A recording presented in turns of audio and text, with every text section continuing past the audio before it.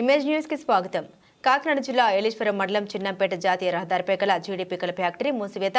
అర్ధరాత్రి ఫ్యాక్టరీ గేట్పై నోటీసులు అందించిన యాజమాన్యం. ఫ్యాక్టరీ మూసివేతకు ఆందోళన చెందుతున్న కార్మికులు. ఫ్యాక్టరీ తెరిచి మాకు నష్టపరిహారం చెల్లించాలని ఫ్యాక్టరీ ముందు కార్మికులు ఆందోళన. డిప్యూటీ సీఎం పవన్ కళ్యాణ్ మాకు న్యాయం చేయాలంటూ కార్మికులు.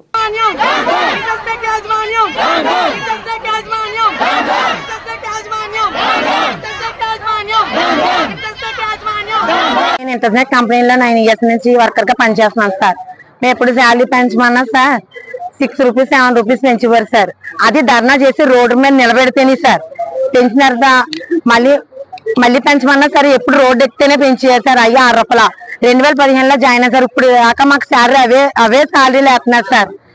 6 months బ్యాక్ సార్ మిషన్ తీసేస్తుంటే అందరూ మీటింగ్ పెట్టాను సార్. పెట్టిన తర్వాత మీకు ఎవరు చెప్పారు ప్రాసెస్ ఉంటది, మీకు కంపెనీ ఉంటదని చెప్పారు సార్.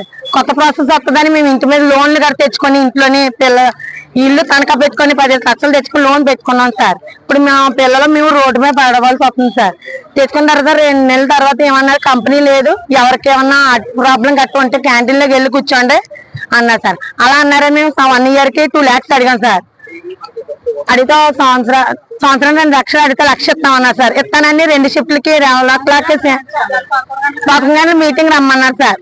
రమ్మన్న తర్వాత ఇక్కడికి వచ్చిన తర్వాత బోర్డు పెట్టేసి తాళాలు వేసేసి వెళ్ళిపోయారు సార్. సెక్యూరిటీలు మాత్రం ఉన్నారు సార్.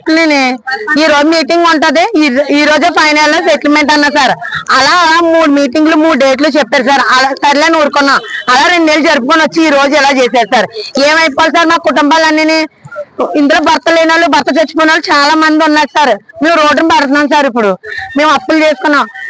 ఏమైనా సరే మాకు న్యాయం చేయాలని మీడియా తరఫు మేము కోరుకుంటున్నాం సార్. కళ్యాణ్ మాకు న్యాయం చేయాలని మేము కోరుకుంటున్నాం.